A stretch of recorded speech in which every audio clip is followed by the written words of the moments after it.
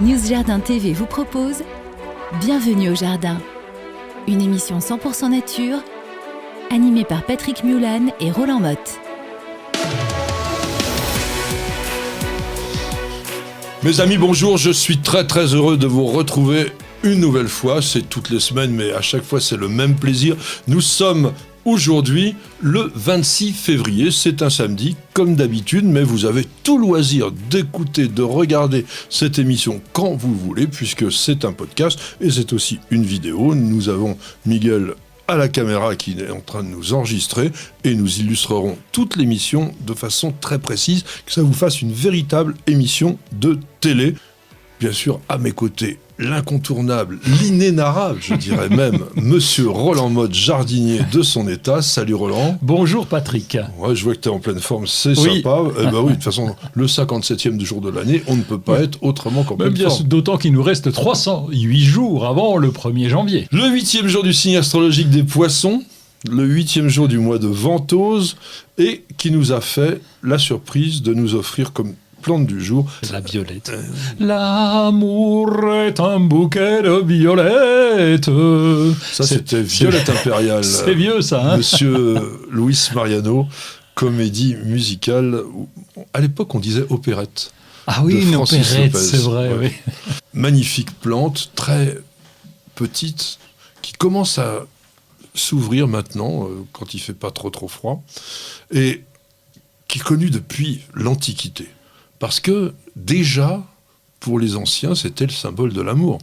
Puisque, en fait, dans la mythologie, c'était la fleur de Vénus que Vulcain avait réussi à séduire parce qu'il s'était couronné de violettes et il en avait couvert le lit nuptial. Ah, il savait faire à l'époque. Hein. Ah oui, il savait faire, mais tu veux une autre histoire mythologique? Ah ben oui, j'aime bien ça. Ah oui, parce qu'en fait, on retrouve déjà aussi la violette dans une histoire horrible, lorsque Zeus, donc Jupiter, le dieu des dieux, là, mais qui était un mari hyper volage et puis un amant insatiable, c'était un lupanard, les Olympes, c'était incroyable. Donc il avait focalisé son envie sur une jeune vierge qui s'appelait Io, et qui était fille d'Atlas, Atlas le géant, et qui éveilla la jalousie de l'épouse de Jupiter, donc qui était Héra, Junon pour les Romains, déesse du mariage. Alors, dis-moi, elle tombait mal. Qu'est-ce qu'a fait Jupiter? Il a transformé Io, qu'il aimait, en une innocente petite génisse blanche. C'est pour ça d'ailleurs que les cruciverbistes, donc les amateurs de mots croisés, savent, quand on met vache en 2 lettres, que c'est toujours Io. Ah, ça vient de là. Ça vient de là. Ah, oui. Mais ça suffit pas, parce que où était la violette là-dedans? Oui. Comme il craignait qu'elle ne s'ennuie d'un régime éternellement composé d'herbes, eh bien Zeus fit pousser une plante à la chair plus douce, à l'aspect plus féminin, et puis surtout avec ce parfum très enjôleur.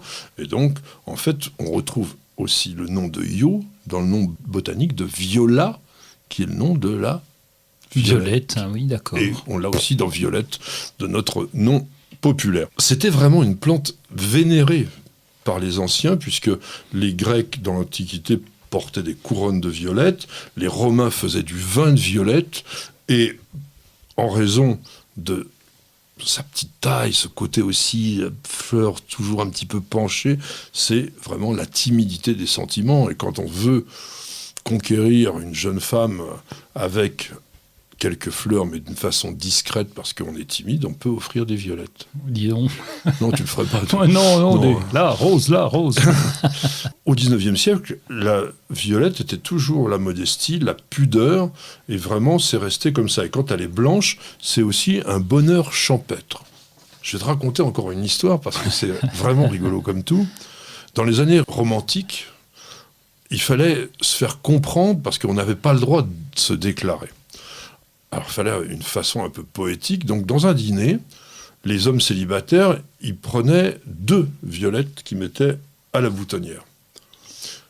Après, il y avait des balles. Alors, la jeune fille, dont le cœur était à prendre, elle mettait 10 violettes et parfois un petit brin de jasmin aussi pour attiser. On a parlé des plantes aphrodisiaques, le jasmin, ça aide un peu. Lorsqu'on fêtait un anniversaire, on donnait 100 violettes, un gros bouquet. Mais, alors attention, accroche-toi aux branches, parce que si on voulait s'attirer les grâces de la grand-mère de sa fiancée, il fallait lui offrir 1000 violettes. Ça commençait à coûter cher. On parle de Viola odorata, cette petite violette de Mars. T'en as dans ta région ? Alors j'en ai, oui. L'autre fois, tu m'as dit que c'était pas des violettes, mais pourtant ça pousse bien spontanément, tout seul, en sous-bois essentiellement. On a un grand sapin et pourquoi ça je t'ai dit pousse que c'était dessous. pas des violettes ? Je sais pas pourquoi tu m'as dit ça. Moi, j'étais pas content, mais j'ai rien dit. Je lui ai dit c'est Patrick, il a raison. Et donc on a des tout petites brins de violettes qui poussent sous le sapin et qui se ressèment spontanément et ça nous fait une toute petite fleur de violette. Ce n'est pas Viola odorata, parce que dans les violettes, T'as raison qu'elle sent rien. voilà. Ouais. Et elles s'hybrident les unes les autres, mais il y a un nombre incalculable d'espèces dans le genre viola, et je pense qu'un jour on vous en parlera, parce qu'il y a même des violettes qui ne ressemblent pas du tout à la plante que l'on connaît. Ah. Bon, on connaît aussi quand même la pensée, et nous aurons une pensée pour cette plante du jour. Je rappelle donc 26 février, et nous sommes aujourd'hui en 1832, et né à Édimbourg. Eh ben, Thomas Anderson, le Thomas fameux Anderson. Thomas Anderson. C'était un botaniste, ce fut un botaniste qui est mort à Édimbourg aussi. Il est resté dans sa ville à sa naissance et à sa mort. Ah bah. Et entre autres, il a dirigé le jardin botanique de Calcutta pendant 7 ans. Et on lui a dédié quelques plantes. Alors, il a introduit justement des plantes très intéressantes, notamment à Calcutta, la quinine, Oui. Kakina, parce que c'était utile dans une région où il y avait quand même des moustiques potentiellement dangereux. Et il a travaillé beaucoup sur les acanthaceae. Alors, il y a beaucoup de plantes qu'il a décrites, comme Aphelandra nervosa, Emigraphis reptans, Justicia anceliana. Ce sont des plantes qui sont très très belles. Hein. Justicia laxa, Ruellia, Ringia, tout ça, ce sont des plantes que l'on connaît parce qu'il y a quelques espèces ou cultivars qu'on peut avoir en plante d'appartement. Un arbuste qu'il a décrit que j'adore, qui s'appelle Thunbergia erecta. Est-ce que tu vois comment c'est ? C'est tropical. Non. Ça fait un arbuste arrondi, mais avec des fleurs qui ressemblent à des fleurs d'hypomée bleu foncé, en trompette, comme ça, avec une corolle plate. Et puis alors, top du top, Thunbergia misorensis.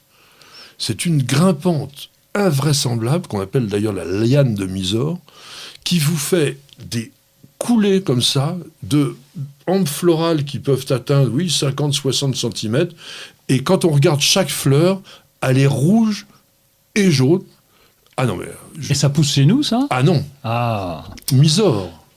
Mysore, c'est l'Inde. Donc non, c'est une plante tropicale. Ça pousse chez nous, j'en ai vu une, un jour, dans les serres de la grande résidence des Cèdres, à Saint-Jean-Cap-Ferrat, qui est une des plus belles collections privées au monde.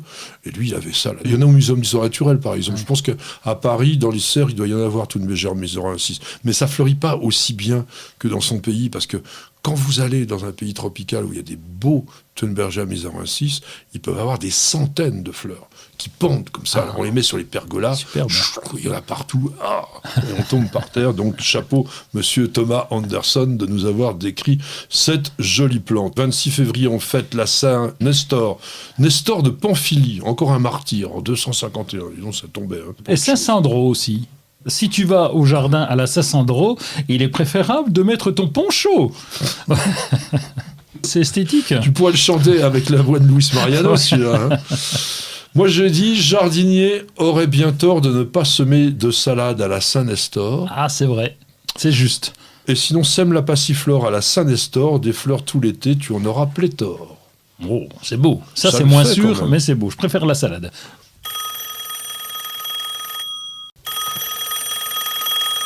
Jean-Pierre, qui nous dit, est-il vraiment nécessaire de nourrir les oiseaux sauvages dans les zones urbaines ? Il semble que les avis sur le sujet soient très divergents. Mais en fait, je ne crois pas que les avis soient divergents. Les avis sont opposés par rapport à la période de nutrition, enfin de nourrissage, pardon. Dès qu'il fait froid en hiver, dès qu'il y a disette, dès que les oiseaux ne trouvent plus à manger justement dans les zones urbaines, parce que on ne peut pas dire qu'il y a pléthore de végétation dans certains endroits, il est tout à fait bien de leur donner à manger. En revanche, dès qu'arrive le printemps, quand il y a ce qu'il leur faut, il faut de nouveau qu'ils aient leur comportement naturel. Oui, et puis en zone urbaine, on n'a plus les baies. Et même s'il y avait encore des baies, elles ont été cueillies, elles ont été arrachées, il n'y a plus rien. Les insectes sont enfouis dans le sol, donc il n'y a pas grand-chose à becqueter quand même. Donc si, il faut penser aux oiseaux, surtout en zone urbaine. Et moi, je pense que c'est bien d'essayer quand même de rapprocher les oiseaux de nos jardins, parce que c'est quand même là qu'ils trouvent à la fois le gîte et le couvert, et ils vont participer à la régulation écologique de votre jardin. Roland vient de le dire, ça consomme quand même des larves, ça consomme des insectes, beaucoup d'oiseaux. D'ailleurs, curieusement, insectivores en saison deviennent granivores en hiver. Alors après, on en avait déjà parlé dans cette émission, il y a moyen de les nourrir différemment avec des choses qui leur conviennent. Ça, c'est très important, il faut bien choisir. Les mélanges qui doivent être parfaitement adaptés. Pensez à l'eau aussi, c'est encore plus important même que la nourriture. Vous n'avez pas la main verte? Alors prenez-en de la graine avec nos paroles d'experts. Mes chers amis, il y a du travail à faire au jardin, on le verra tout à l'heure, mais quand il ne fait pas vraiment beau et qu'on a le jardinage qui nous démange, pourquoi pas faire des boutures? Alors on a parlé déjà des boutures, mais là aujourd'hui je voudrais vous parler simplement du bouturage que l'on fait avec des plantes d'intérieur, qui sont extrêmement simples à faire en général, et qui sont le bouturage de feuilles. Ça m'a toujours surpris ce truc-là, comment on arrive avec une feuille simple, autant avec un bout de bois que tu plantes dans la terre, ça paraît tellement simple, autant la feuille, tu dis mais comment qu'ils font quand même pour reprendre des racines là-dessus? Les tissus végétaux sont les mêmes, et les auxines, c'est-à-dire donc les hormones qui vont favoriser le développement des racines, se baladent à l'intérieur de la plante. Donc il n'y a aucune raison potentielle que les feuilles ne s'enracinent pas. Toutefois, ça ne le fait pas avec tout le monde, et comme tu le disais fort justement, quand on peut avoir un bout de bois, enfin donc un morceau de tige, ça sera plus élégant, on va préférer ça. Mais certaines plantes que l'on appelle acaules, c'est-à-dire sans tige, qu'est-ce qu'on fait? Ah oui, on a que les feuilles. Par exemple, les Sympolia, les petites violettes du Cap. Ça, vous avez que des feuilles. Donc, si on veut faire une bouture, tenter une bouture, on va prendre une feuille. Les bégonias, alors, il y a des bégonias à tige, mais il y a beaucoup de bégonias, comme le bégonia rex, par exemple, font une touffe. Et on ne peut pas faire grand-chose d'autre. Alors, une bouture de feuilles, c'est quoi? C'est utiliser une feuille, et on le verra aussi, pourquoi pas un fragment seulement de feuilles, que l'on a détaché de la plante mère. Ça, c'est important, cette notion. La bouture, c'est un morceau tout seul. Si on conserve un raccord avec la plante mère, c'est une marcotte. Et on va avoir, une fois qu'elle va être enracinée, eh bien, la chance d'avoir une plante qui va devenir autonome. C'est un mode de multiplication végétatif, donc c'est un clonage. Normalement, ce clonage devrait nous donner une plante identique. Oui, totalement identique. C'est pas tout le temps. Alors, parce que normalement, tu nous as appris que la bouture, c'était strictement la même chose. Mais l'exception confirme la règle, et il y a une plante qui le fait pas. C'est le Sansevieria. Le Sansevieria, la langue de belle-mère? Sansevieria trifasciata laurentii s'appelle laurentii parce qu'il a les bords des feuilles tout jaunes. Oui. On fait des boutures de feuilles, c'est très facile, et on n'aura que des feuilles entièrement vertes. Jamais on a les nervures. Il y a de la triche. Je ne sais pas expliquer pourquoi ça ne se transmet pas, puisque c'est une multiplication végétative, mais en tous les cas, c'est comme ça sur le Sansevieria. Est-ce que l'on peut bouturer de feuilles certaines plantes du jardin? Alors ça, je ne vois pas laquelle, je n'ai jamais entendu parler. Allez, camélia peut-être? Effectivement, on pourrait croire qu'on fait des boutures de feuilles avec les camélias, ou du moins que certains professionnels le font. Mais en réalité, c'est ce qu'on appelle une bouture d'œil, parce qu'on prend un tout petit morceau, presque comme un écusson lorsqu'on fait la greffe en écusson, avec sa feuille. Donc on a un petit bout de bois, l'œil qui est à la base du pétiole de la feuille, et on va planter ça. Mais ce n'est pas la feuille qui va s'enraciner, c'est l'œil, c'est le bourgeon. Ça ressemble à une bouture de feuille, mais ce n'en est pas réellement une. Vous pouvez tenter, si ça vous amuse de faire des boutures d'œil de camélia, je peux vous dire que c'est particulièrement coton. Il faut quand même avoir des conditions d'hygrométrie qui sont très importantes, mais c'est une des méthodes de multiplication qui fonctionne. Les végétaux d'extérieur, je connais strictement aucune plante. Alors, comme je sais que vous êtes très nombreux à nous regarder, peut-être que parmi vous, il y a quelqu'un qui en a réussi une. N'hésitez surtout pas à nous dire et à nous transférer votre expérience. Quelle serait pour toi la plus facile, celle que tu réussis à tous les coups? Ah, et calanchoé, succulente, les trucs comme ça, là, la feuille est bien grasse, ça doit bien reprendre ça. Voilà. Toutes les plantes succulentes, ça marche très très bien. Alors chez les calanchoés, il y a aussi des pièges. Un calanchoé qui s'appelle Calanchoé dehygromontiana, il fait des grandes feuilles sur le bord desquelles il y a des bébés. Ah oui, des petits machins qui pendent là. Voilà. Oui, Alors, oui. on peut prélever ça sur les calanchoés. Ils sont dressés tout au long de la feuille comme ça. Et c'est une plante qu'on appelle vivipare. Il y a aussi une fougère. Je ne sais pas si tu connais ça. C'est une plante qu'on utilise en plante d'intérieur parfois. Et sur la fronde, il y a des bébés fougères qui poussent. Il suffit de les détacher, voilà. C'est pas de la bouture, ça. Non, mais on pourrait croire que c'est qu'on prend un morceau de la feuille pour la bouture, parce qu'il n'y a pas de racines au départ, donc on fait quand même raciner. Les Echeveria, les calanchoés, les sédums, les sempervivum, le truc le plus simple, vous savez, ça ressemble un peu à un artichaut, toc, vous cassez un petit morceau, vous le remettez dans le sol, alors... Il y a quand même un truc. L'humidité sur l'Echeveria, moi j'ai déjà eu des vrais problèmes avec ça. Hein. Ouais, mais il y a un truc à faire pour la bouture. Ah. Sur les cactus aussi. Quoi donc? Tout simplement attendre qu'une petite peau se forme sur la partie qu'on a blessée, de façon à ce qu'on évite justement le contact direct des tissus succulents, pleins d'eau, avec le sol. On réduit les risques de pourriture comme ça. Tu veux dire qu'il faut que ça cicatrise? Oui, il faut que ça cicatrise. Carrément.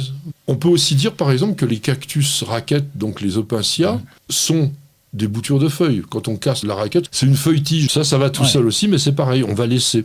Donc dans un terreau drainant, on met terreau et sable, ou terreau de semis, mais il faut vraiment qu'il soit de qualité. Après, donc, je vous ai parlé du Sansevieria. Alors le Sansevieria, qui est quand même une plante presque succulente, lui, vous prenez sa feuille, vous coupez des morceaux qui font à peu près 10 cm de long, et on les plante verticalement dans le bon sens. Ça, c'est très important. Ah oui, le bas et le haut. Voilà. Oui. Parce que quand on a découpé la feuille en 3 ou 4 morceaux, si on les mélange, on ne sait plus dans quel sens c'est. On les coupe et puis on les plante bien dans le bon sens. Je vous ai évoqué la possibilité d'avoir ce qu'on appelle des morceaux de feuilles, seulement pour faire des boutures. Ça se fait avec les Bégonia rex, et on appelle ça des boutures de triangle de nervures. Quand vous retournez une feuille de Bégonia rex, dont les nervures sont très apparentes, on va voir des réseaux, et il y a des endroits où les nervures se rejoignent. C'est ça qu'on appelle un triangle de nervures.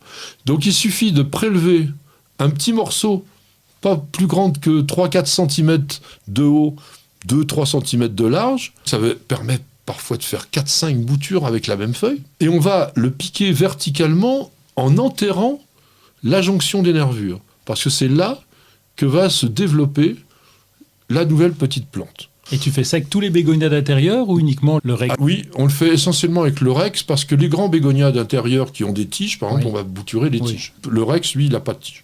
Pour terminer, le Sympolia, c'est ultra simplissime.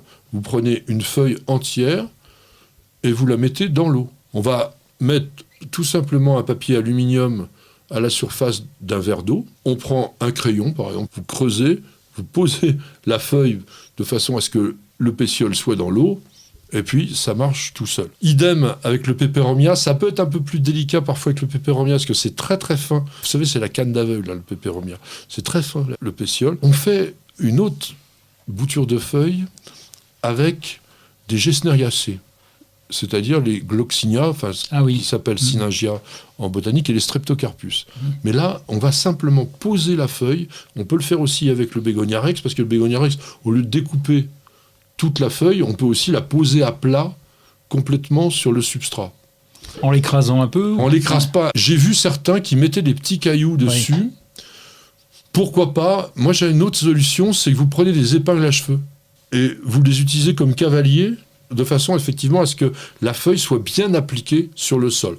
Toutes ces boutures-là, il faut les mettre à l'étouffer, c'est-à-dire qu'on met vraiment dans une cloche ou dans une mini-serre. Ça marche beaucoup, beaucoup mieux s'il y a une chaleur de fond. Donc il existe dans le commerce des petites mini-serres chauffantes. Moi, je vous conseille tout particulièrement d'utiliser ça si ça vous amuse, parce que franchement, c'est très très amusant quand vous voyez les petites plantes là qui sortent et tout. C'est un vrai plaisir. Bienvenue au jardin. Patrick Mulan, Roland Motte. Quand je vous disais que le printemps se rapprochait, c'était pas simplement une lapalissade, c'était aussi que dans le jardin, on sent des nouveautés arriver et on voit des plantes très très sympas qui arrivent chez les uns et les autres. Et Roland va vous en présenter, et moi aussi. J'ai une plante de chez Minier, on connaît bien Minier. Quand on est professionnel, puisque c'est Oui. une pépinière qui ne vend pas directement au grand public. Attends, on n'est que les deux là, donc on peut parler entre nous. Non, il y en a beaucoup qui nous regardent là. Ah bon? T'as pas vu? On me dit On rien. vous voit évidemment. pas, mais on sait que vous êtes là. Merci d'ailleurs.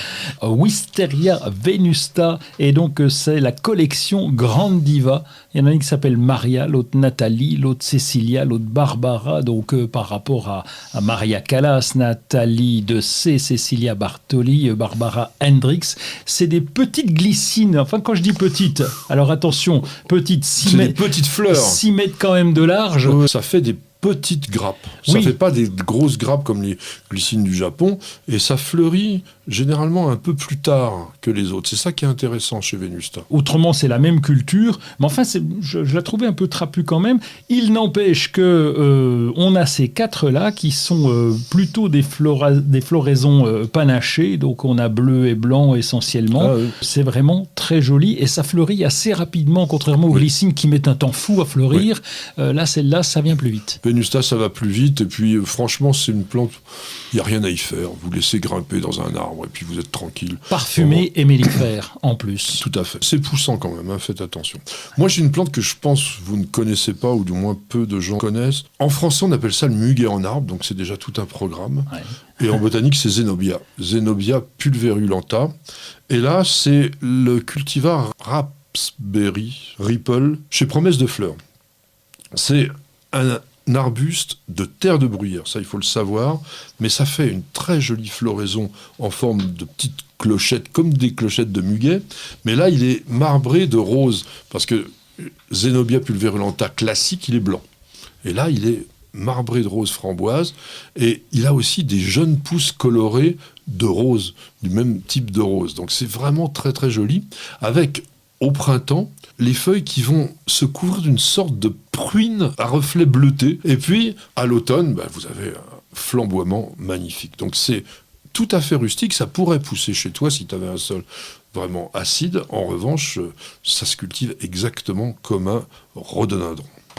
Je ne voulais pas oublier que jusqu'au 6 mars, il y a le salon de l'agriculture, c'est à la porte de Versailles à Paris. C'est toujours un grand moment. Il n'y a pas beaucoup de choses sur le jardin, mais c'est très intéressant quand même d'aller voir ce que font les agriculteurs, de ressentir les évolutions considérables. Puis bon, il y a tous les animaux, surtout si vous êtes citadin, c'est quand même un endroit super. Toi, tu avais un coup de cœur avec un livre. Je te laisse le coup de cœur pour une fois. Ça m'arrive pas souvent, en 40 et quelques émissions. C'est la première fois que je présente un livre. Alors, c'est un livre qui a bercé toute mon enfance parce qu'il s'appelle Arbres et arbustes à la collection Horticolore. Pourquoi est-ce qu'il a bercé mon enfance? Parce que lorsque nous étions jeunes vendeurs en pépinière ou en serre dans les jardineries, on n'y connaissait pas grand-chose, en tout cas pas assez par rapport à nos clients, et on avait les livres Horticolore. C'était notre Bible, on a tout, et on avait tout, et on a encore tout, parce qu'ici on a 2400 variétés, là on est sur des arbres et des arbustes. Avec ça, vous pouvez raconter tout ce que vous voulez, vous retrouvez tout, c'est accompagné de photos, il y a la petite fiche technique, on n'a pas besoin d'une fiche technique trop développée, il y a vraiment tout ce qu'il faut, et ils vont ressortir toute la collection, et ça je suis ravi, parce qu'il y avait les grimpantes, il y avait les vivaces, enfin il y avait la totale. Alors je ne sais pas s'ils vont sortir toute la collection, ils te l'ont dit peut-être. Ouais. Là, c'est beaucoup mieux, hein. C'est-à-dire que là, ils ne ressortent pas toute la collection, ils vous l'ont largement augmenté, parce que le bouquin, il fait 500 pages. C'est vraiment une sorte de bible illustrée de tous les arbres et arbustes d'ornement qu'on peut trouver dans le commerce. C'est vraiment, vraiment chouette, parce que les photos sont de très bonne qualité, d'abord, et vous avez la possibilité, avec ça, de vous faire un jardin que vos voisins vont baver de jalousie, parce qu'ils n'auront jamais vu les plantes que vous aurez dans votre jardin. Et avec Internet, aujourd'hui, vous trouvez tout. Toutes ces plantes-là, vous les trouvez, il n'y a aucun problème. C'est peut-être pas dans la première jardinerie du coin, ça, il faut quand même le dire. Ça devrait être obligatoire en jardinerie. Ça ne coûte que 35 €. Les directeurs de jardinerie, regardez bien et achetez-le pour vos vendeurs. Ah oui, ça, je suis absolument d'accord. Moi, mon coup de cœur, c'est quelque chose d'assez rapide, mais c'est un coup de chapeau au département de l'Essonne. C'est mon département. Toi, tu parles toujours des Vosges, mais moi, je peux aussi. Non, parce qu'ils ont vraiment lancé plein de trucs au niveau du jardin. Ils ont fait une opération qui s'appelait Jardin naturel sensible pour promouvoir la nature en ville, sensibiliser les Essonniens à l'importance de la biodiversité, donc constituer un réseau. Il y a déjà 400 personnes qui sont sur ce réseau-là et qui s'engagent avec une charte à sauvegarder les espèces, à développer leur jardin, etc. Bon, c'est 400 personnes, c'est pas énorme, mais c'est déjà ça. Et puis, l'automne dernier, ils ont lancé Hortilio. C'est une application mobile gratuite qui vous permet aussi d'avoir des conseils, des fiches pratiques. On vous dit aussi comment créer un potager, participer à des forums, etc. Donc voilà, de temps en temps, les politiques font des bonnes choses pour le jardin. Je gueule suffisamment pour aussi faire des coups de cœur quand ça le mérite. Puisque on s'est bien amusé quand même avec Roland, on vous a dit des choses sympas. On a envie de boire un petit café. Alors on fait une page de publicité, c'est tout de suite. Ça va chauffer avec le Green Power d'Ozlock. Des herbeurs électriques sans flamme et 100% naturels. Ozlock, conçu par des jardiniers pour des jardiniers. Pour un beau jardin d'ornement, choisissez la gamme d'engrais Solabiol, utilisable en agriculture biologique. Composé de matières premières 100% d'origine naturelle, il libère progressivement et durablement tous les éléments nutritifs dont vos plantes ont besoin. Pour l'application, rien de plus simple. Épandez l'engrais au sol, griffez légèrement pour l'incorporer, puis arrosez. 2 à 3 apports dans la saison suffiront. Solabiol, votre partenaire pour un jardin magnifique au naturel. Profitez de votre programme sans effort avec l'autoril d'Ozlock. Tuyau d'arrosage qui se réenroule automatiquement. Ozlock, conçu par des jardiniers pour des jardiniers.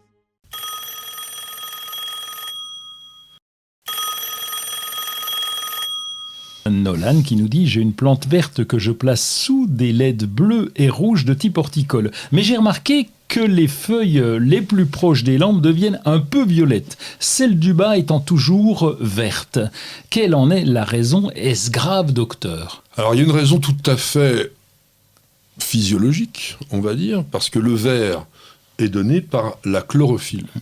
La chlorophylle qui est un pigment, mais qui est un pigment qui n'accepte pas les brûlures intenses des rayons du soleil, et notamment certains rayons particuliers. Je pense que notamment les ultraviolets, ça lui plaît pas beaucoup. Quand on a trop de lumière, et là il nous met du bleu et du rouge, on va avoir d'autres pigments, les anthocyanes, qui sont plutôt pourpre violacé en fait, qui vont se développer tout bêtement pour protéger le reste des tissus d'un excès de lumière. C'est ce que font d'ailleurs dans la plupart des cas les arbustes dans la nature, où ils ne sont pas violets, mais le tout jeune feuillage est bronze ou pourpre. Et puis après, il devient vert. Mais c'est parce que quand il est très très tendre, le moindre rayon de soleil risque de les cramer. Et donc, on a d'autres pigments au départ qui viennent protéger. Parce que ces pigments-là, eux, ne sont pas détruits par les rayons du soleil ou de la lumière. Donc il suffit de distancer un tout petit peu la source lumineuse et puis ça ira très bien. Vous cherchez la petite bête? Toutes les réponses dans le dossier de Bienvenue au Jardin. Nous venons d'évoquer de la couleur avec une question d'auditeur dans cette émission. Et là, pour ce dossier, nous allons rester dans la couleur. Parce que le choix de la couleur est capital dans un jardin, dans la mesure où les couleurs ne s'expriment pas, d'ailleurs toutes de la même façon, en fonction de la lumière, mais elles ne vous font pas ressentir non plus les mêmes émotions. Dans la composition d'un jardin, qui ne doit pas être une palette de peintes multicolores, parce que ça, généralement, c'est quand même d'un goût moyen, et surtout, ça ne vous permet pas d'apprécier réellement, quand il y a une sorte de cacophonie colorée, la subtilité de chaque couleur. En revanche, c'est pas obligé de faire non plus des jardins monochromes, parce que ça c'est compliqué, puis c'est peut-être un peu désuet aujourd'hui, ça se faisait beaucoup à la fin du 19e siècle en Angleterre, les jardins blancs, les jardins roses. Bon. La couleur va être un élément majeur. Alors qu'est-ce que la couleur ? Alors, la couleur, c'est une illusion finalement, parce qu'on peut interpréter la couleur de différentes manières. Je pense que notre œil perçoit des choses que les oiseaux perçoivent différemment. Donc les couleurs peuvent être différentes et pour nous et pour les oiseaux. Il n'y a pas que les oiseaux, il y a aussi les insectes, par exemple, qui voient les couleurs de façon très différente. Tout simplement pourquoi ? Parce que ce sont la réflexion des ondes lumineuses que perçoit effectivement notre rétine et qui n'est pas fabriquée de la même façon, quels que soient les êtres vivants. On voit plutôt des choses qui ne sont d'abord que le reflet, puisque en fait c'est ce qui est réfléchi. Par exemple, quand on voit quelque chose en bleu, on ne voit pas le jaune.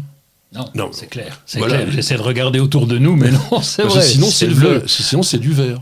On peut dire en quelque sorte que les couleurs n'existent pas, puisqu'on ne voit que le reflet de ce qu'elle nous envoie.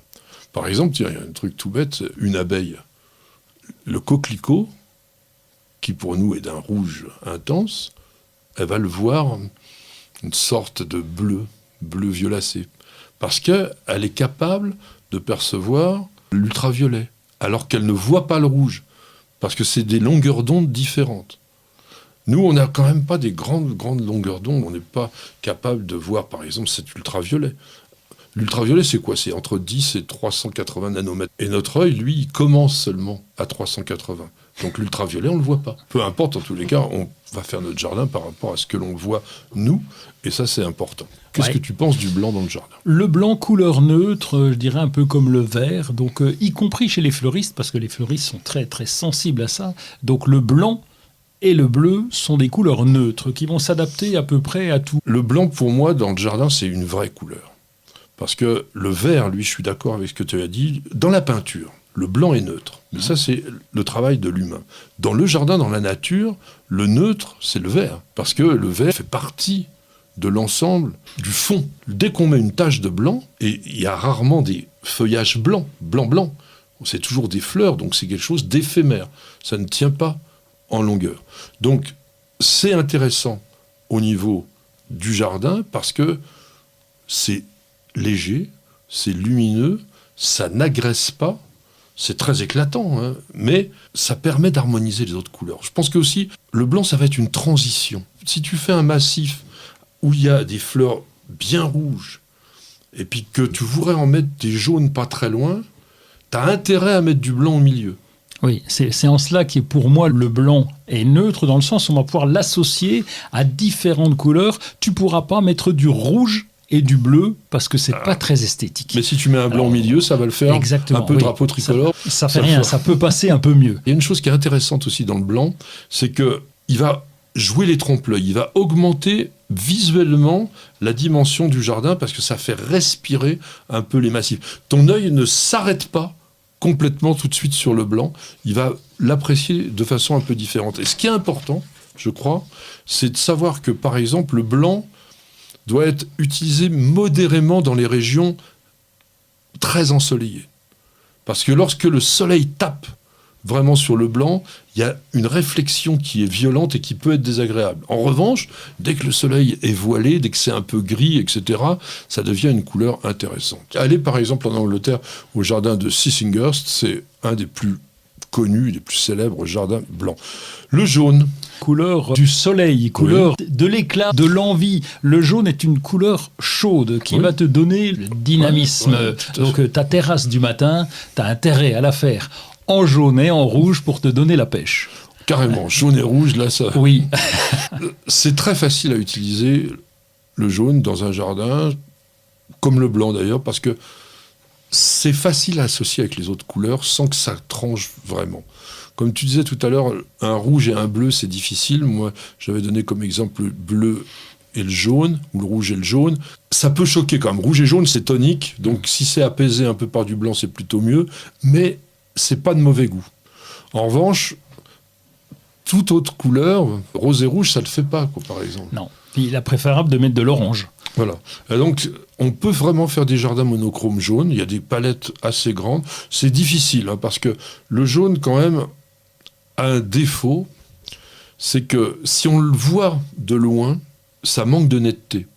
Les fleurs jaunes, tu vois, vues de loin, dans le paysage, comme ça, elles vont un petit peu se fondre et on ne se fixe pas dessus. Donc ça, c'est quand même peut-être gênant dans les grands jardins. Dans les petits, en revanche, ça peut aller parce qu'on aura l'occasion de le voir de beaucoup plus près. Moi, je dirais aussi que ce jaune avec le bleu ou le violet, ça va être vraiment très intéressant aussi dans un jardin, parce que le jaune va redonner de la chaleur un petit peu à ces couleurs qui sont plus tristes. On va parler du rouge, le rouge qui est la couleur préférée des Français depuis 40 ans. C'est toujours les rosiers rouges qui se vendent plus que les autres.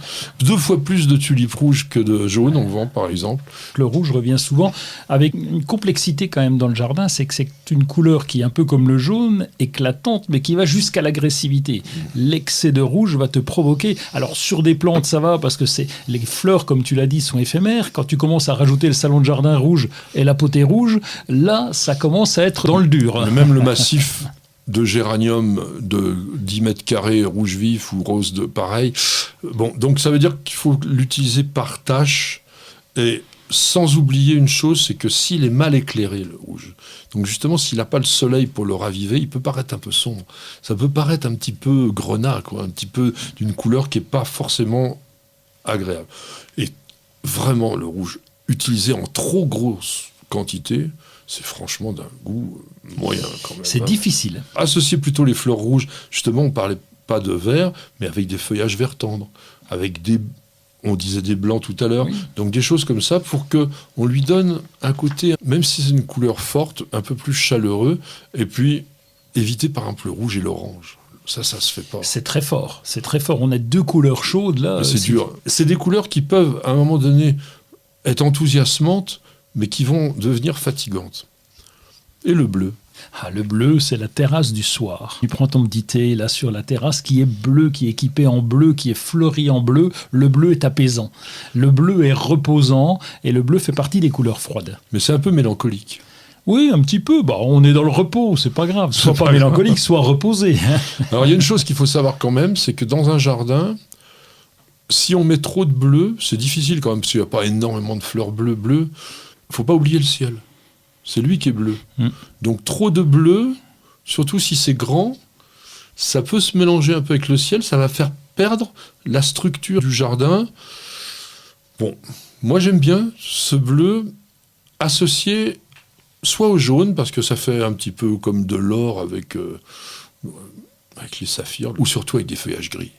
Oui. Alors là, quand on est dans le bleu avec des feuillages gris argentés, on prend quelque chose de beaucoup plus riche, de beaucoup plus chic. Dans le bleu, il y a une très très jolie couleur qu'on appelle le glauque, c'est-à-dire le vert bleuté, qui lui est intéressant par des feuillages et qui lui repose beaucoup plus encore peut-être que le bleu. Quand on a du bleu profond, c'est quand même un tout petit peu triste. Le rose, c'est la combinaison infinie du rouge et du blanc, donc c'est une couleur qui est très fréquente au jardin, qui est assez éclairée, qui est très jolie aussi avec les feuillages gris. Ça peut être un peu mièvre si on met trop de rose. Mais ce que je voulais pour terminer, c'était évoquer le noir.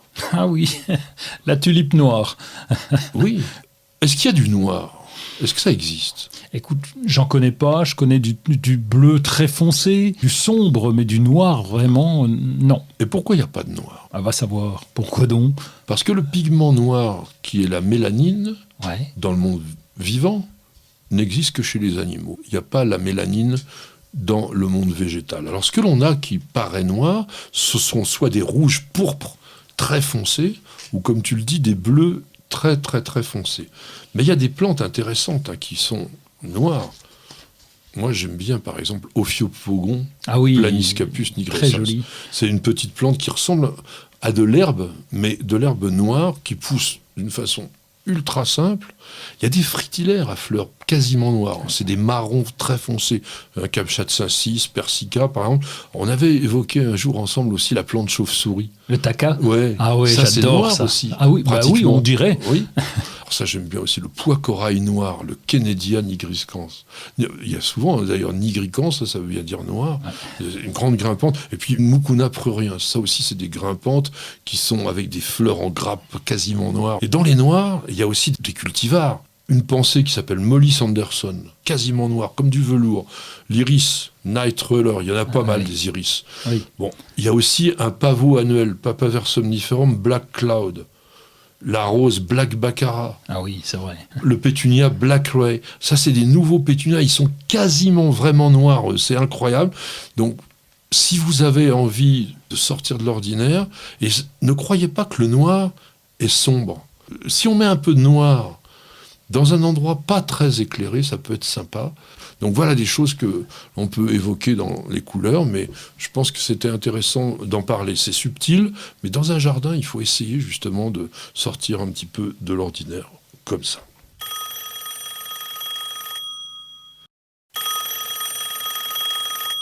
Robert, du 59 a priori, qui nous dit « Dans votre émission numéro 29, vous détaillez la photosynthèse et j'ai compris que les plantes pouvaient se nourrir toutes seules. Et alors, pourquoi devons-nous mettre de l'engrais ?» C'est pas aussi simple que ça. Parce que ce que je vous ai raconté dans la photosynthèse, c'était essentiellement ce qui se passait au niveau du feuillage. Mais pour que la photosynthèse se produise, il faut d'abord que les racines aient pompé des choses dans le sol, et c'est pas que de l'eau qu'elles pompent dans le sol, c'est de l'eau dans laquelle il y a des sels minéraux dissous, et c'est la combinaison de la photosynthèse avec ces sels minéraux qui va créer des éléments nutritifs pour la plante. Mais dans un jardin, et surtout un potager, où on a une vocation de culture rapide, avec une idée de production, si on n'apporte rien, au bout d'un moment, on va épuiser toutes les réserves du sol. Alors Robert n'a peut-être pas complètement tort, c'est-à-dire que la plante, elle transforme les aliments, elle ne les fabrique pas. Si, elle les fabrique. La plante, elle les fabrique. Mais oui, elle utilise le carbone qu'il y a dans l'air, donc dans le CO2, dioxyde de carbone, pour fabriquer de la nourriture. Sous sa forme organique, c'est-à-dire quand vous mettez votre compost, ça n'a aucun intérêt pour la plante. Pour quelle raison ? C'est que je viens de vous expliquer que les racines n'absorbent que des solutions minérales. Lorsque vous apportez de l'organique, il faut que les micro-organismes du sol transforment cette matière organique en éléments minéraux pour qu'ils soient, eux, absorbés, notamment au niveau de l'azote. Si vous mettez de l'engrais sous forme nitrique, c'est-à-dire sous forme de nitrate, qui est la manière dont la plante absorbe le plus facilement cet azote, bien vous la nourrissez directement. Ça a été toujours l'élément guide de la fertilisation. C'est-à-dire, on ne pensait pas au sol en tant qu'élément vivant, on se disait le sol est un support dans lequel on va mettre toute la réserve nutritive que la plante va pomper. Et ça marche très bien. Il y a beaucoup de plantes qui poussent sans terre. La culture aquaponique, l'hydroculture, les cultures sans sol, les racines plongent directement dans de l'eau que l'on met avec des éléments minéraux. Pourquoi est-ce que si les plantes se nourrissent toutes seules, il faut mettre de l'engrais ? Essentiellement parce qu'on produit. Et parce que souvent, la densité de culture dans un jardin dépasse la densité qu'on trouve aussi dans la nature. Et parce qu'on n'est pas suffisamment patient pour laisser se fabriquer tout le phénomène dont on vient de parler, qui se produit très bien, effectivement, en forêt. Les feuilles tombent, les micro-organismes travaillent, les plantes fabriquent leur carbone avec le CO2, et ça continue. Mais ça pousse lentement. Mais dans ton potager, par exemple, il faut nourrir. Tu fais tes carrés potagers. Chaque année, tu rajoutes des choses dedans. Parce que sinon, au bout d'un moment, il n'y aurait plus rien. Donc, il faut absolument que la transformation des éléments organiques que l'on apporte avec notre compost puisse se faire tranquillement, qu'il apporte des éléments minéraux. Alors maintenant que je vous ai bien cassé la tête avec ce truc-là, on se repose 2 secondes avec une page de pub. Merci. Parce qu'on devrait tous commencer la journée par un bol d'oxygène. Parce qu'il y a des réveils qu'on échangerait contre aucune grasse mat. Parce que mettre du beau partout, ça fait du bien tout le temps. Parce qu'une bonne promenade, ça fait battre deux cœurs. Parce que ça fait grandir de faire pousser quelque chose. Parce que le circuit le plus court, c'est entre votre jardin et votre cuisine. Parce qu'il y a des rencontres qu'on n'oubliera jamais. Parce qu'un monde meilleur, ça commence d'abord chez soi. Et parce qu'on n'a jamais eu autant besoin de se reconnecter à la nature et à la vie. Truffaut, mettons plus de vie dans nos vies. Bienvenue au jardin. Patrick Mulan, Roland Motte. Je vous le dis chaque semaine, mais nous nous rapprochons du printemps, ça devient une sorte d'obsession. Je le dis parce que on voit que ça frétille au jardin, il y a des choses à faire et de plus en plus de tâches qui vont s'accumuler ou qui vont, à un moment donné, faire en sorte qu'il faudra passer beaucoup plus de temps. On va déjà préparer ce printemps. Oui, ça commence déjà à pousser. Quand on va se balader dans son jardin, comme on le fait tous les deux régulièrement, là, on commence déjà à désherber. J'ai commencé la semaine dernière, je continue encore. Il n'y a pas grand-chose, mais il faut être prudent. Si on commence le plus tôt possible, on anticipe et on gagne du temps pour l'avenir. Oui, c'est plus facile vraiment d'éliminer les herbes indésirables quand elles sont toutes petites que lorsqu'il y a des grosses racines. Le jardinage, ça doit être un plaisir. C'est pas la peine de s'éreinter. Et personne vous dressera une statue parce que vous avez passé plus d'heures que les autres dans votre jardin. L'important, c'est d'en profiter de ce jardin. Donc, si vous pouvez gagner du temps, eh ben, c'est quand même très, très bien. Mais en revanche, il faut sortir le sécateur en ce moment. Ah ouais, il faut continuer de sortir le sécateur. On a parlé déjà des petits fruits. Il faut que je continue les cassis. J'ai pas fini. Je suis atterré par le nombre de cassis que j'ai mis en terre. Et j'en ai trop mis. Trop mis ? Ah ouais, mais c'est bon. Confiture de cassis. Attends, tu tombes à la renverse. Les rosiers, ça y est. C'est parti. Oui, moi, je commence pour les rosiers. Même dans la région de Vittel. J'ai des rosiers qui s'appellent Vittel, en l'occurrence, c'est des cordaises, c'est de l'arbustif. Il monte à 3 mètres de haut si on le laisse faire. Donc, il est quand même balèze. Il me fait des tiges grosses, 1,5 cm de diamètre. C'est un baobab, en fait. Oui, pas loin. Et donc, lui, je peux le tailler en anticipation. Je peux commencer. La taille est compliquée. Je prends un sécateur de main. Je vais le réduire, mais je le réduis pas autant que les autres. Les autres, tu vois, je vais tailler à 3 yeux à peu près. 3 yeux, ça me fait la hauteur d'un sécateur. C'est là où je le repère. Donc c'est facile quand vous savez pas les yeux, tout ça, quand vous êtes perdu comme moi au début. J'écoutais Patrick, je me dis une hauteur de sécateur et je suis à peu près peinard. Alors, sauf que il faut quand même couper sur un œil extérieur. Si on peut, c'est mieux. N'oubliez pas que c'est la direction de l'œil qui vous indique la direction de la branche. Donc si vous avez un rosier qui doit avoir cette forme de gobelet évasé et que vous coupez sur un œil qui se développe vers l'intérieur, ben vous avez tout faux. Donc il vaut mieux, sur des rosiers très très vigoureux, couper un peu plus long. On aurait tendance à couper plus court. Pourquoi ? Parce que le parcours de la sève sera plus long, donc ça va ralentir un petit peu la puissance. Parce que si vous coupez court, et ça on le fait plutôt sur les variétés un peu plus chétives, ça va redémarrer plus fort. Alors il ne faut pas le ratiboiser bien entendu, mais moyenne 3 yeux, mais de temps en temps 2 et de temps en temps 4. Voilà, ça dépend comment ils sont positionnés. Tu as des balconnières. Elles sont dans la serre, je les ai protégées, ce sont des dipladénia. Donc, ils vont bien ? Non, ils sont pas. C'est difficile. C'est compliqué pourtant, la serre qui est à 5 degrés à peu près. Oui, puisque c'est un peu faible pour le dipladénia. C'est un peu juste.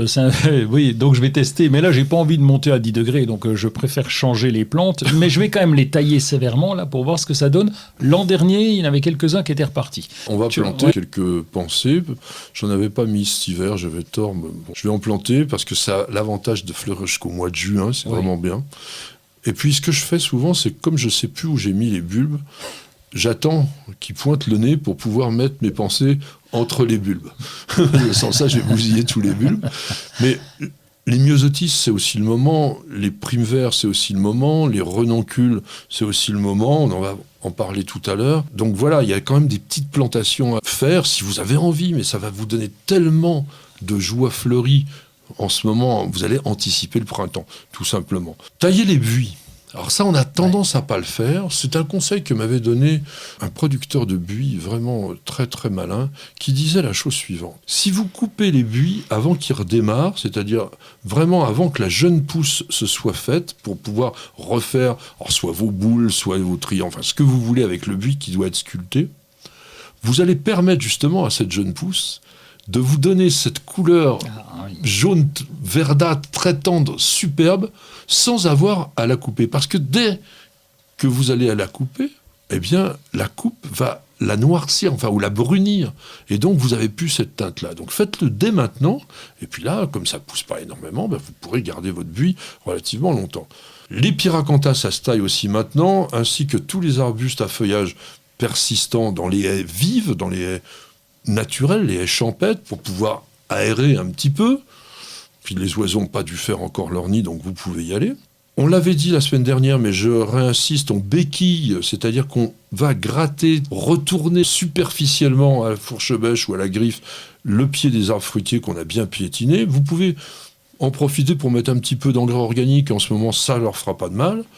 Et puis, pareil, déjà les massifs d'arbustes et massifs de rosiers, s'ils ont commencé à pointer un peu, ça veut dire qu'ils sont de nouveau réveillés, un peu d'engrais. Moi, je le fais aussi sur les hortensias. Alors, est-ce qu'on utilise des engrais spécifiques pour chaque plante ? C'est comme vous voulez. Nous, en général, on prend l'engrais, le premier qui vient, et ça va très, très, très bien.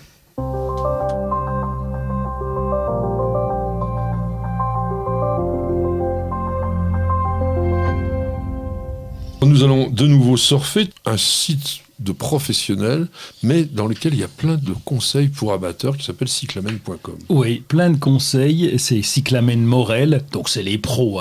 Quand tu veux un cyclamen, ils viennent tous de là. De toute façon, c'est comme ça, c'est pas autrement. Oui, parce que c'est des obtenteurs de variétés. On a fait plusieurs reportages chez Morel. On a présenté leur travail de sélection et ça vous explique, entre autres, la difficulté de créer des variétés nouvelles. C'est très très long et c'est vraiment des gens superbes. Mais comme tu dis, ce site, il est intéressant pour nous, les amateurs.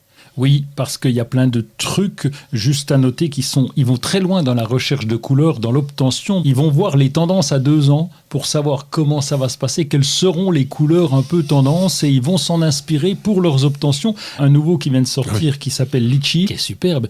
Et moi, ce que je vous conseille, c'est plutôt leur Instagram parce qu'ils commencent sur Instagram. Ils n'ont pas beaucoup d'abonnés, il y en a 950, il y a 392 publications, mais chaque fois, ils sont très attentifs à la photo. Alors, un seul reproche quand même, c'est qu'il n'y en a pas encore assez de photos parce qu'ils nous font des photos superbes avec des cyclamens dans tous les sens qui sont les choper dans le monde entier sans doute.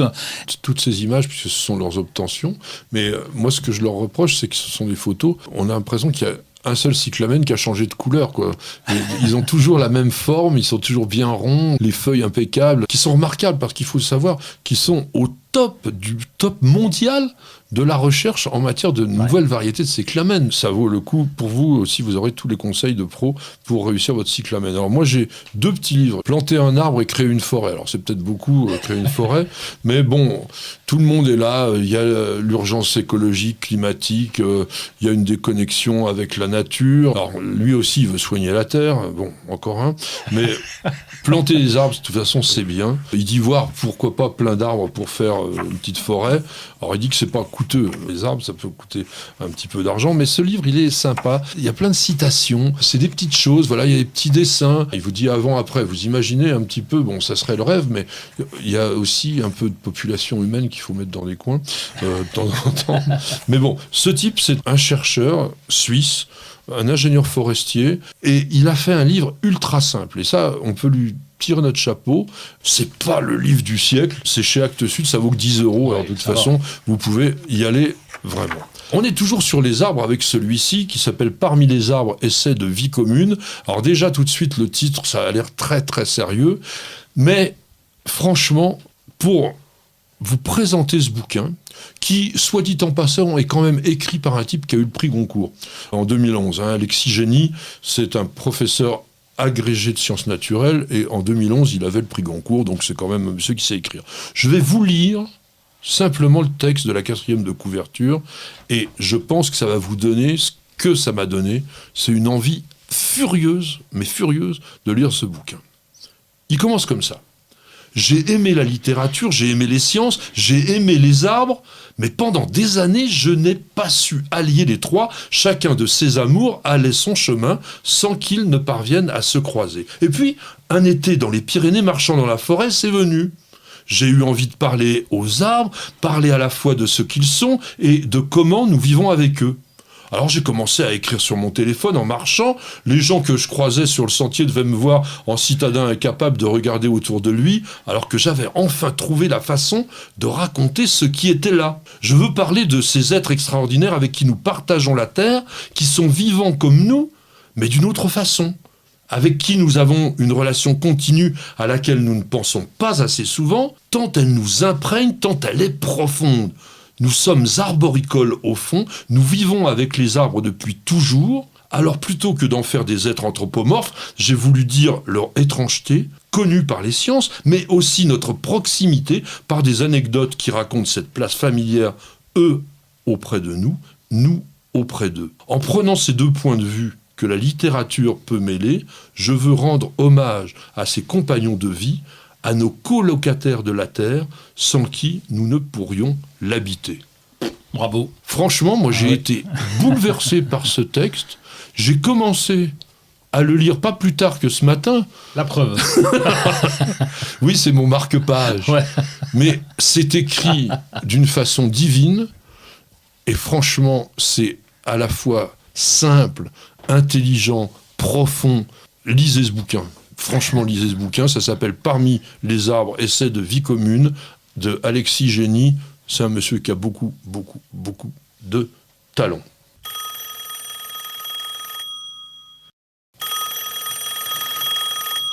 Et nous voilà avec une question de Jean-Yves qui possède un camélia japonica. Et tous les ans, il voit de gros bourgeons à fleurs mais qui ne s'ouvrent pas. De quoi cela peut venir ? J'habite dans l'est de la France à Belfort. Le terrain est argileux, calcaire, il est planté avec de la terre de bruyère. Bah, il est dans l'est de la France, alors tu vas répondre. Argilo-calcaire, c'est pas top pour le camélia quand même.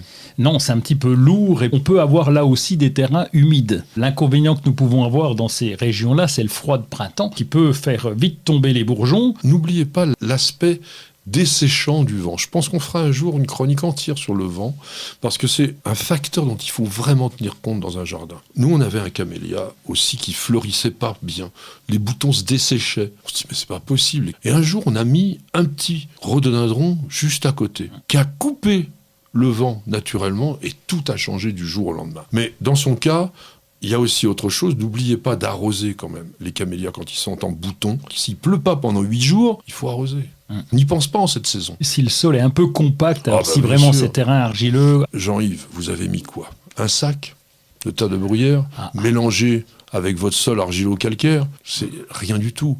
Si votre sol est vraiment négatif pour le camélia, c'est carrément 1 mètre cube qu'il faut dégager, c'est-à-dire 50-60 de profondeur, mais largement sur 1 ou 2 mètres, ça fait entre 1,5 et 1 mètre cube, de façon à ce que l'ensemble du système racinaire soit dans des bonnes conditions.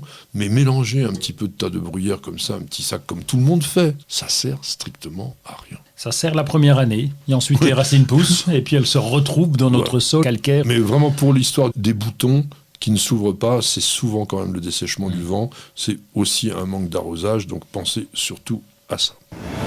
Patrick, Roland, racontez-moi une histoire de plante, de jardin ou de jardinier. Je me posais la question en préparant cette émission de savoir quelle était la plante qui pouvait être un peu originale et un peu emblématique en cette saison, qui est quand même pas encore le grand démarrage. Et puis je me suis dit, bon sang, il y en a quand même une qui est géniale, qui n'est pas suffisamment, je pense, connue aujourd'hui, parce qu'elle a eu beaucoup de succès à une époque, et qui s'appelle la renoncule. La renoncule, on commence à la retrouver en jardinerie, et en ce moment, on a des belles barquettes, on a même des potées de belles renoncules. Elle est revenue à la Saint-Valentin pour remplacer la rose, donc il y a un petit retour quand même de la renoncule. On va parler de la renoncule asiatique, parce qu'on va parler aussi, puisqu'on est dans la chronique botanique, un peu des renonculacées, mais globalement, celle que l'on veut cultiver, c'est Ranunculus asiaticus, qu'on a appelé aussi la renoncule des fleuristes, parce que c'est une plante qui se cultive en fleurs coupées, qui est quand même très intéressante aussi à ce niveau-là. Donc c'est vrai qu'elle est présente dans les jardineries, c'est une plante à la fois délicate et qui est, je trouve, un tout petit peu quand même romantique, c'est frais, c'est gai comme plante, il y a des couleurs très très variées et vraiment sympa. Cette plante, la renoncule asiatique, elle a été introduite en France par les croisés. Tu te rends compte ? On était à l'époque de Louis IX. Louis IX, c'était Saint-Louis. Mais elle n'avait pas la tête qu'elle a aujourd'hui. Il l'avait découverte en Palestine. Elle était déjà double, mais évidemment, ce n'était pas les hybrides qu'on a aujourd'hui. Et de toute façon, il a fallu attendre le XVIIe pour que les premières belles variétés commencent à apparaître. Et elles ont dû être croisées toutes seules, puisqu'à l'époque, on n'avait aucune idée de savoir comment se multiplier, et a fortiori comment s'hybrider les plantes. En raison de ces superbes couleurs, on dit que c'est une plante de luxe. On en a fait même l'emblème d'une belle toilette assez raffinée. On pouvait porter une renoncule à la boutonnière. Alors ce genre Ranunculus, qui veut dire quoi d'ailleurs, tiens ? Ranunculus. Qu'est-ce que ça veut dire ? Ça vient pas de rainette, ça ? Bien sûr. Rana, la rainette. Mais oui. Pas la grenouille, hein ? Si. Ça veut dire petite grenouille, en fait. Alors là, je vois pas le rapport. Parce qu'il y a les renoncules aquatiques. La Ranunculus aquatilis, qui est une plante assez intéressante d'ailleurs dans un bassin, parce que la renoncule aquatique, elle n'est pas jaune. Hein. La plupart des renoncules sauvages, comme le bouton d'or, sont jaunes. Non, elle est blanche, vraiment blanche, et elle est 100% aquatique, avec des tiges à la surface du bassin, et c'est assez sympa. Ça peut être assez envahissant aussi, un petit peu comme plante. Famille des renonculacées, très très importante. Plein de plantes que l'on connaît. Oui, l'anémone. Oui, la Qu'est-ce qu'on a encore ? La conite napelle, oui. L'encolie. Le delphinium. Oui, le delphinium, la clématite. L'ellébore que t'aimes bien. Oui. La nigelle de Damas. Ah oui, très joli tout aussi. Ça. Le troll. Bon, après, des plantes peut-être un petit peu moins connues, comme l'Actea. On appelait ça Simicifuga dans le temps. Très belle vivace, avec des longs épis qui sont souvent blancs. Le Thalictrum aussi, le pigamon, ça te dit quelque chose. Ça me dit quelque vivace, chose, oui. avec des fleurs toutes petites qui sont virevoltantes de partout. Avec un gros défaut, les renonculacées. Elles sont toutes toxiques. Ce sont des plantes qui, même pour certaines, on verra peut-être, sont vraiment très très limites. Pourtant, lorsque nous étions petits, on mettait un bouton d'or sous le menton pour savoir si on aimait le beurre. Oui, mais tu ne le mangeais pas. Ah non.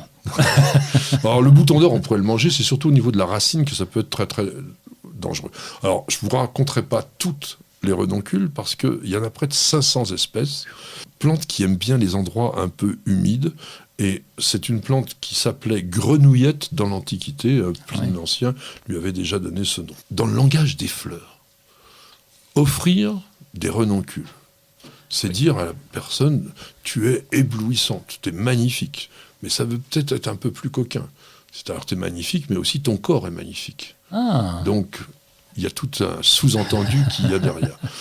À l'époque du langage des fleurs, c'était au XIXe siècle, on disait des gens, vous brillez de 1000 attraits. Voilà, c'était ça. C'est joli. Mais ça peut être aussi une plante d'ingratitude. On dit, avec la renoncule, mon amour, pourtant qui était sincère, n'a pas trouvé grâce à vos yeux. Donc, juste le bouquet, il fait toute une phrase. Et pourquoi on lui donne ça ? Parce que c'est une plante qui est très jolie, qui peut aller dans les pâturages et qui peut empoisonner le bétail, tout simplement. Ah, le message est clair. Parce que toutes les renoncules renferment des principes toxiques qui ont la capacité d'être rubéfiants, c'est-à-dire qu'ils vont donner des grosses rougeurs, ils vont vous donner des pustules, et dont l'ingestion peut être vraiment mortelle. On a l'impression d'avoir la gorge qui brûle, on salive, on a des cloques, comme je disais, des nausées, et puis l'inflammation se fait au niveau intestinal. Donc c'est pourquoi on l'a parfois appelé les renoncules des gobelets du diable. Tout simplement parce que c'était très toxique. Alors, il y en a une qui est pire que les autres, qui s'appelle la renoncule scélérate. Ranunculus sceleratus. Et oui, parce que elle provoque des contractions musculaires, voilà, comme ça, ouais, voilà, exactement. Il est extraordinaire pour ça, oui, continue. Et donc, une sorte de rictus qui contrefait le rire, en fait. On a l'impression que tu ris, mais en réalité, non. Elle est originaire de Sardaigne. Elle est d'ailleurs à l'expression d'avoir un rire sardonique. Ah oui, dis donc. Ça vient de ça ? Ben oui. Voilà, le rire sardonique. Comme toutes les plantes toxiques, les renoncules ont été employés aussi comme plantes médicinales, à des fins purgatives, vomitifs. Et on utilise surtout le bouton d'or. Mais aujourd'hui, en usage uniquement externe, contre les rhumatismes, les névragiles, le lumbago. Alors, je ne sais pas si c'est vraiment très efficace. Et on croyait jadis que pour guérir de la folie, il fallait envelopper une racine de renoncule dans un foulard de lin et on le nouait autour du cou de la personne possédée au moment de la lune décroissante. Vous voyez, le genre de truc extraordinaire. Est-ce que t'en cultives, toi ? Ah non, je les arrache, moi. Non, les asiatiques. Non, c'est plutôt des plantes qu'on va prendre de façon éphémère pour les mettre dans la maison même, parce que c'est joli, ou sur la terrasse. Oui, parce que c'est pas non plus très rustique, cette renoncule. Donc généralement, on la plante fin août, on peut commencer. Donc c'est ce qu'on appelle des griffes, ça ressemble à rien. On a l'impression que c'est tout desséché. D'ailleurs, on peut les faire tremper avant de les planter. On peut les planter jusque fin septembre, début octobre, comme les bulbes à fleurs. Et puis après, on les met souvent en pot, nous, parce qu'on ne peut pas les garder vraiment à l'extérieur, c'est un petit peu frileux. 10 cm de profondeur, et puis voilà. Alors, il y a de très belles variétés, notamment les friandines, qui sont très florifères, très denses. Vraiment, c'est des très très doubles. Et c'est l'INRA qui, en 1969, avait créé cette série, et depuis, on n'arrête pas de les améliorer. Alors j'en ai trouvé quelques-unes qui sont très très belles, et qui sont tous des hybrides fins. Il y a Pauline, Amandine, et puis j'aime bien la série Vortex, très compacte, avec des fleurs très très pleines. Et puis dans les Paulines, j'ai vu Chocolat. Elle a un rouge grenat foncé, incroyable comme couleur, presque du chocolat. Et puis, alors celle-là, j'en avais jamais vu, j'ai regardé en préparant l'émission, les picotis.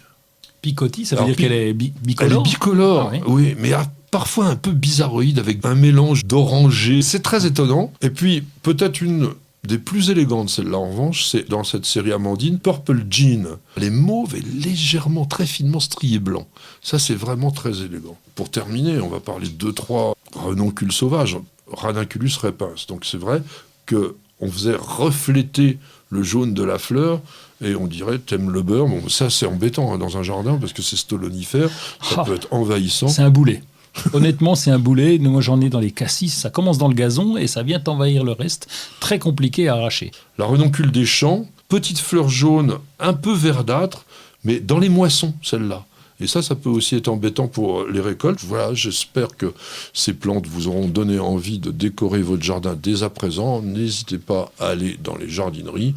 Nous, on y va au moins une fois par semaine. Mais oui, il faut voir ce qui s'y passe. C'est un tel plaisir que de se balader parmi toutes ces plantes et tout ça. Et puis, on a toujours envie de rajouter une petite chose dans son jardin. En tous les cas, merci d'avoir suivi l'émission. C'était très sympa d'être avec vous. On se retrouve la semaine prochaine avec le même sourire. Roland, très bonne semaine à toi. Merci. Et bienvenue au jardin.